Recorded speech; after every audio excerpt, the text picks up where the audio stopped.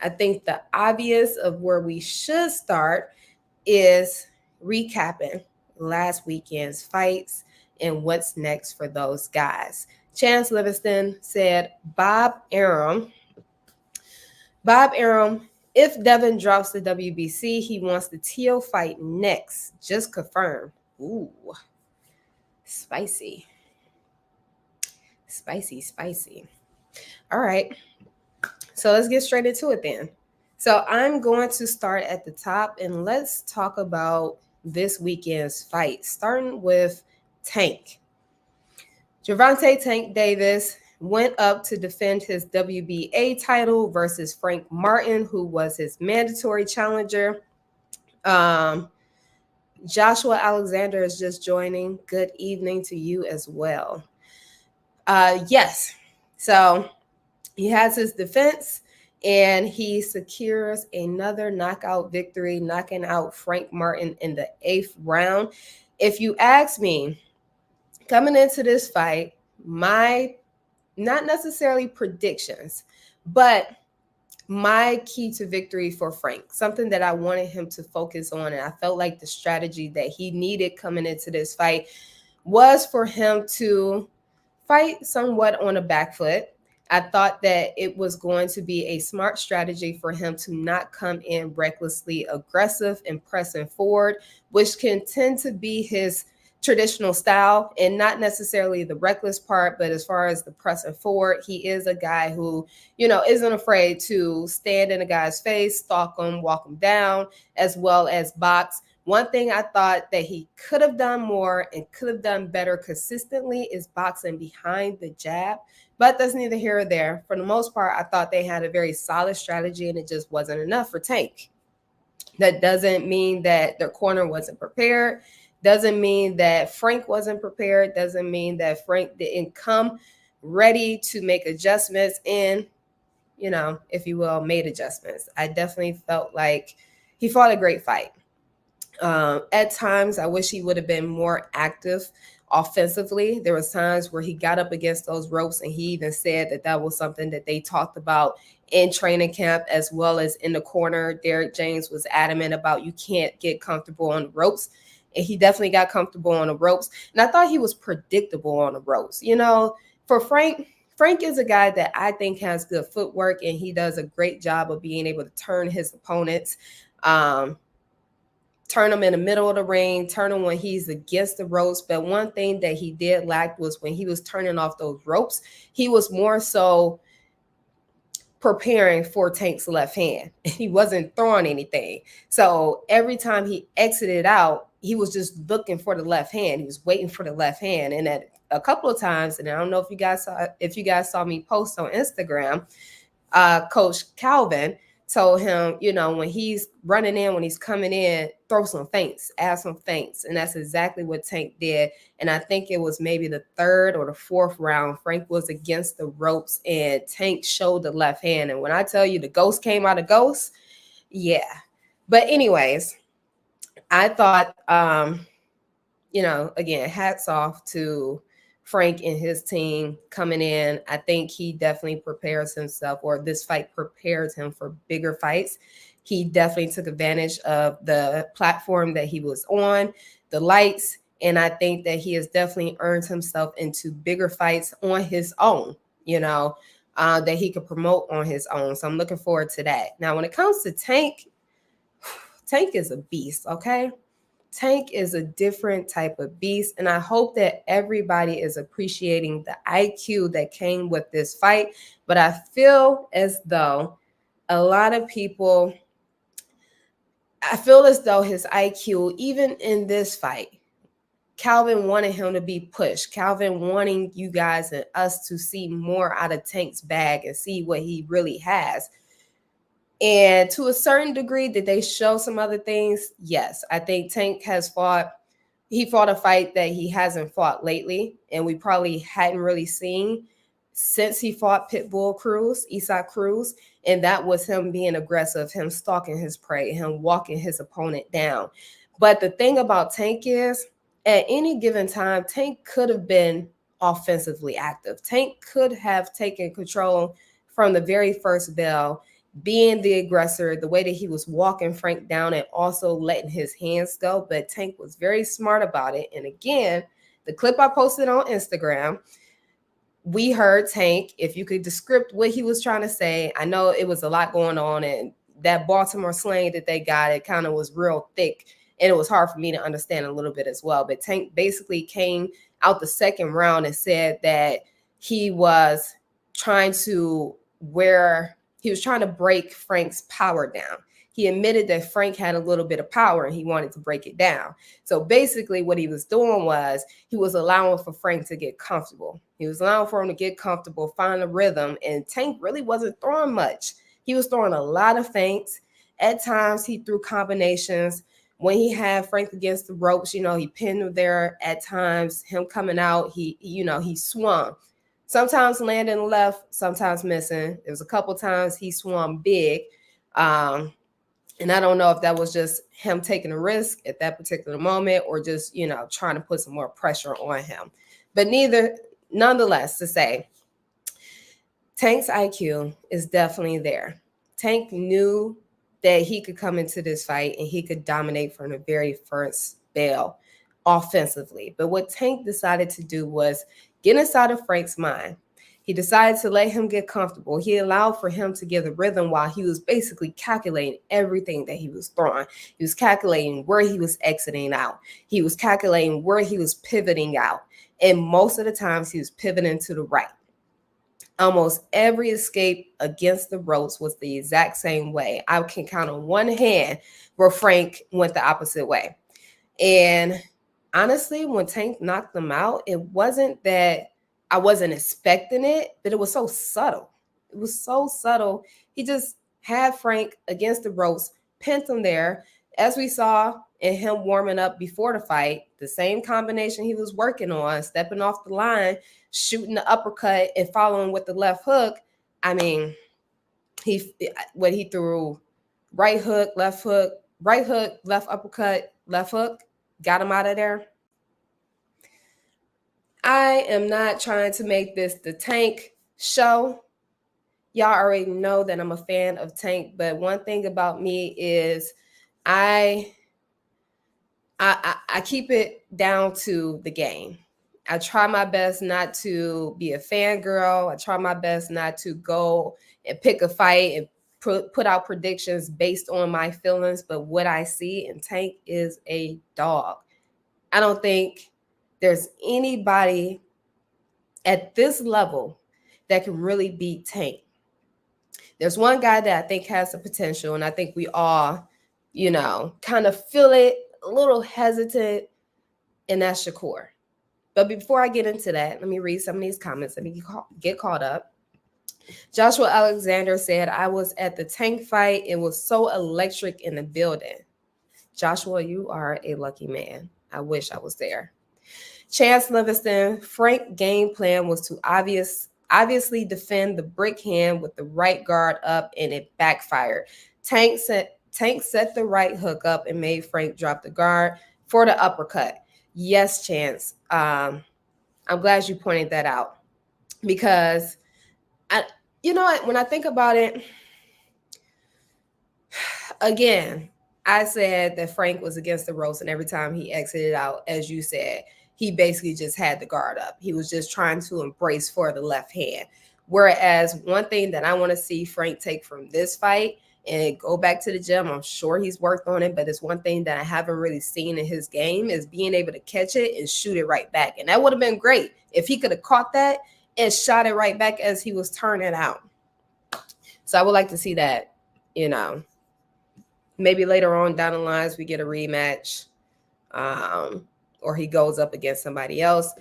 You also said Frank had nervous energy to begin with. Tank was warming up, hitting the pass, and Frank still didn't even have his gloves on. Lights were too bright. I didn't catch too much of the behind the scenes.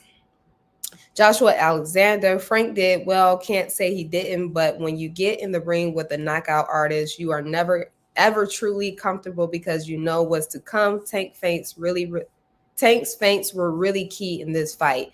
Yes. I went back. I've watched that fight a few times now because I've been doing some clips and edits. And one of the clips that I'll probably put up was I wanted to see every counter that Tank threw. And he didn't throw a whole lot of counters because he was fighting so much in that fight. Yeah, Tank did a great job. Great job. Definitely 100. I bragged about Gary Atune to you only for him to lose against somebody slick. Yeah, I mean, hey, Gary hasn't been active, you know. Maybe he'll get that rematch. I think he should. All right, ADST, Shakur can't run for 12 rounds. So we're going to get into that because I talked about that. I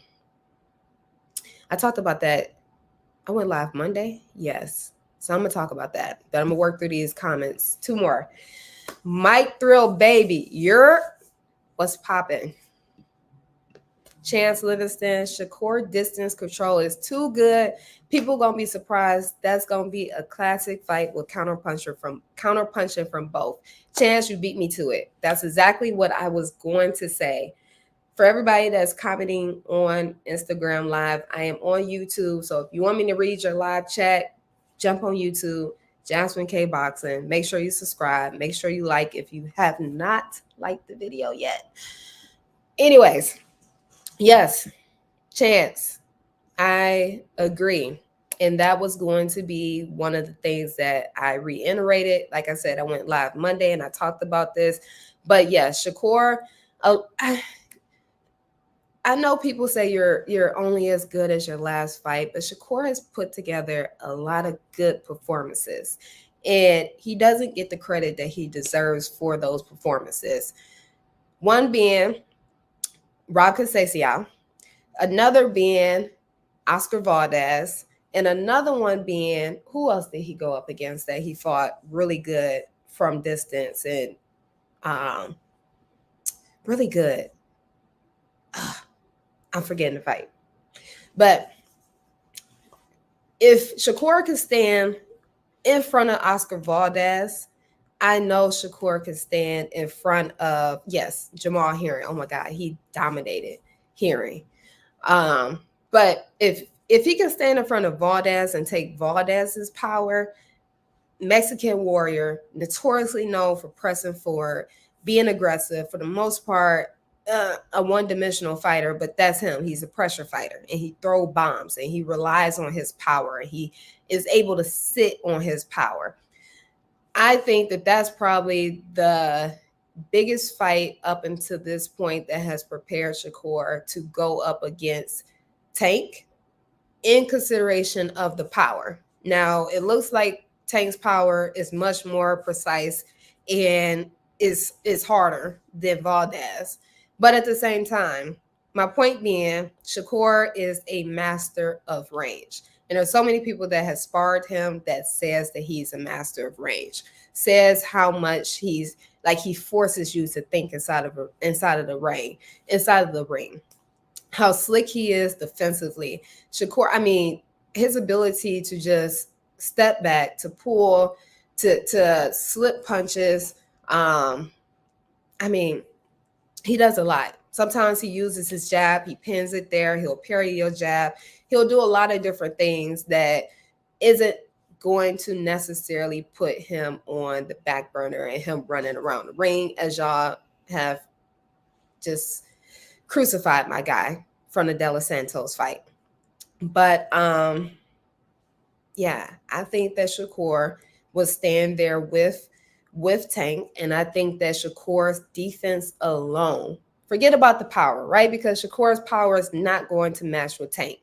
And if Shakur is smart, which he is, he's not going to come into that fight trying to prove that he has power. What he should do is be prepared to stand right in front of Tank. At any given point, he can press forward and he can fight on the back foot. Shakur counters exceptionally well off the back foot. And not just countering whenever he's still and stationary and his opponent throws at him, but as he's retreating, he's able to counter on the retreat. That's crazy. And like I said, his defense alone is going to keep him in that fight, because a lot of things that Tank may throw, he's going to be able to see. And again, Shakur's IQ is right there up there with Tank. The only thing that at this point he probably doesn't have, and maybe by the time they have the fight, is he won't have the experience. But at the same time, I can't even say that, because Shakur spars with Terrence Crawford. And I mean, if there is any stablemate that I think anybody would want, that would be Terrence Crawford.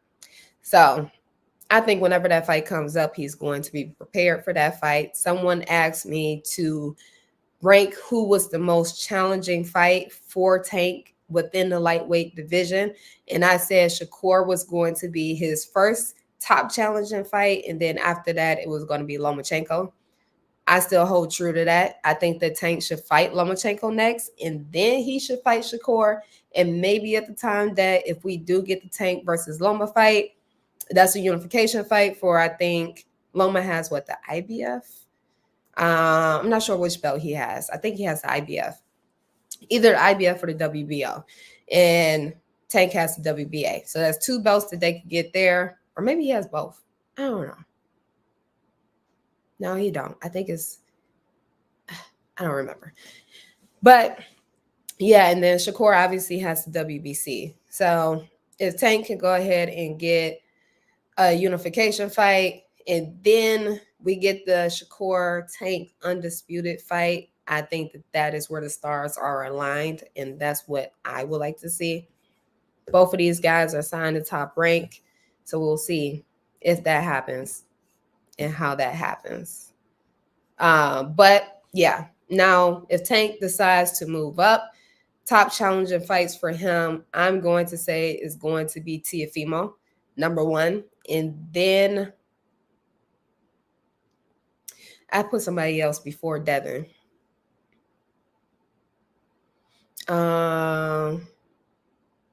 Maybe it was Teofimo and then Devin. I feel like it was somebody else that I have put for challenging.